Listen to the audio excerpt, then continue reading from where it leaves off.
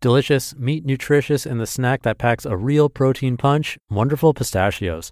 Each 1 ounce serving has 6 grams of protein, giving you over 10% of your daily value and making Wonderful Pistachios one of the highest protein nuts out there. But perhaps more than that, I love all of the flavors they have. Their sea salt and vinegar ones are my favorite when I'm craving that flavor, but still want to keep it healthy. But that's just the tip of the iceberg. Wonderful Pistachios come in a variety of flavors like chili roasted, honey roasted, smoky barbecue, and jalapeno lime, to name a few.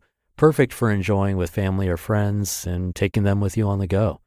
Whether you're a pistachio purist who loves cracking open every nut, or you prefer the convenience of no-shells pistachios, Wonderful Pistachios has got you covered. Grab Wonderful Pistachios and elevate your snacking game today. So fill up with a healthy snack when hunger strikes. Visit wonderfulpistachios.com to learn more. That's wonderfulpistachios.com. This is Optimal Living Daily, episode 3253. Skepticism may be harmful or fatal if swallowed, by Steve Pavlina of stevepavlina.com, and I'm your narrator, Justin Malik. I read to you every single day of the year from the best articles and blogs I can find, with permission from the authors, of course, and it's all an effort to make your and my day even a tiny bit better. And with that, let's get right to it as we optimize your life. Skepticism may be harmful or fatal if swallowed, by Steve Pavlina of stevepavlina.com. Skepticism means to use doubt and disbelief as tools for understanding reality, with the hope that the resulting insights will allow one to behave intelligently. Skepticism originally came about as a form of opposition to dogma. The general idea behind skepticism is to avoid swallowing foolish beliefs. And that's all well and good, but today it's common to see the practice of skepticism stretched far beyond religious and spiritual matters. If skepticism can help you avoid falling prey to religious dogma, well, perhaps it will work in other areas too. And to some degree, it does. Skepticism is good for avoiding business scams, for instance. There is a risk with skepticism, however, and that is the risk of swallowing it.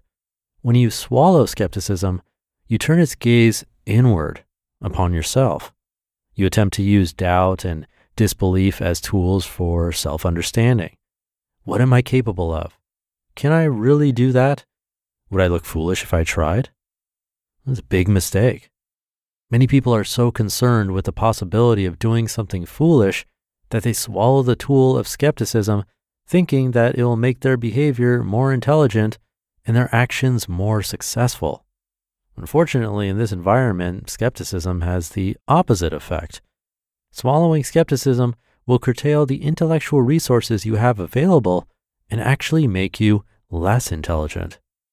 For the rest of this article, when I use the terms skepticism or skeptic, I'm referring to someone who has swallowed this tool and is using it as a means for self-understanding.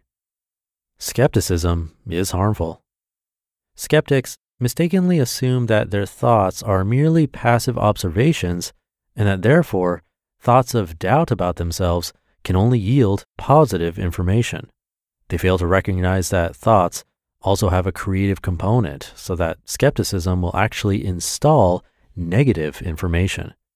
To harbor thoughts of fear and doubt is to install fear and doubt. To harbor thoughts of success is to create success. The skeptic does not understand this, but the wise person does. Skeptics are smart enough to avoid betting $10 to win $20 when the odds of success are only 20%. That's just being smart. However, they also avoid betting $10 to make $1,000 when the odds of success are only 20%. That's utterly foolish, especially if you're free to make this bet again and again and even reinvest your winnings. Furthermore, skeptics don't understand that their own fear and doubt is what makes the odds of success only 20%, totally oblivious to the fact that having greater faith in themselves will raise the odds to 40% or more. Skeptics are unwilling to suffer being the fool, but in doing so, they behave most foolishly because they miss too many opportunities. Eventually, it breaks their heart to see the people they regard as fools pass them by. And this can drive skeptics deeper into fear and self-doubt, and eventually, loneliness. The skeptic sees other people fail and says to himself, "Glad I avoided that." But he should also be looking at the missed successes and saying, "Shame, I avoided that." Beyond skepticism. How does an intelligent person function? The intelligent person recognizes that there's a component to all success which is self-created.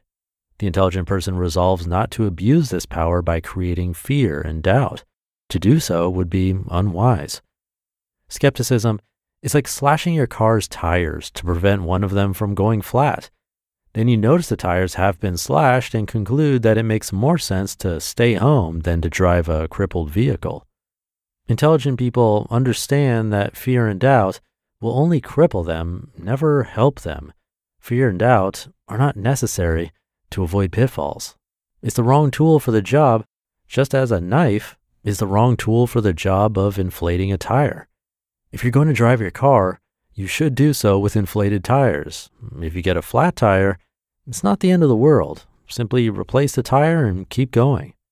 A skeptic mistakenly believes that one flat tire is the end of the world, so driving is something that must be avoided entirely. Hence, the skeptic stays home with what is safe and comfortable. But the wise person embraces risk as a way to capitalize on opportunity. The tools of intelligent people are courage and common sense. In order to know what is or isn't possible, they find out for themselves by taking direct action.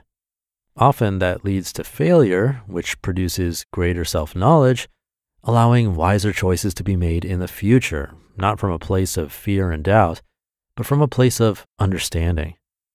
The intelligent person understands that there is a creative component to thought, so when taking action, it is important to align those thoughts to create success instead of creating fear and doubt. The wise person turns skepticism against itself, using doubt as a weapon against doubt. They literally doubt their doubts. They're skeptical about their skepticism. And while their skepticism, fear, and doubt run around in circles, they take action and find out what is or isn't possible through direct experience and common sense. The skeptic thinks that it would be disastrous to take a risk and experience failure. The intelligent person knows this is simply a necessary step on the path to success. The skeptic views failure as a wall never to be crossed, whereas the intelligent person sees failure as a stepping stone that must fall under one's boot in order to proceed to the next one. The skeptic sees risky endeavors as resulting in either success or failure, as if the two were polar opposites. The intelligent person knows that failure is part of the process of success and that both lie in the same direction, opposite cowardice. Skeptics avoid success because they avoid failure, but in doing so, they guarantee ultimate failure by failing to summon the courage to act.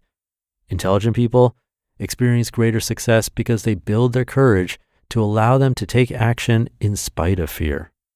The skeptic says, "Let's see if this will work." The intelligent person says, "Let's see this work." Skepticism is a useful tool to use for letting go of dogma and developing a more open mind. But after that, it must be discarded in favor of better tools. Use skepticism as a knife to cut away false beliefs, but remember to set it down once the blade has reached your own flesh. That's the point where you must discard skepticism and begin using the tool of courage. You just listened to the post titled, "Skepticism May Be Harmful or Fatal If Swallowed," by Steve Pavlina of stevepavlina.com, and I'll be right back with my commentary. Thank you to Steve. An interesting idea of skepticism towards ourselves, which I can definitely see happening if we're skeptical by nature and tend to lean on that. Steve wrote this article way back in 2005, but it's still relevant, possibly even more relevant today because now we're dealing with a lot of misinformation, much more prevalent than before, and trying to figure out how to handle it. So if we're already pretty skeptical, misinformation can send us into overdrive where we tend to be skeptical about everything, and then skepticism about ourselves might be more common than we think. That can probably show up as, I'm not good enough, or I'm not smart enough, or other similar ways of thinking that can really hinder our success and happiness. So I guess like pretty much everything we hear on this show, it's about finding that balance. We still want to avoid the scams and false information, but we have to also embrace some risk to keep pushing forward. So thank you to Steve for this one. And thank you for being here. You coming back to listen every day keeps all of this going. And thank you if you ever shared this show with someone else. That really means a lot. Have a great rest of your day, and I'll see you tomorrow with another post where your optimal life awaits.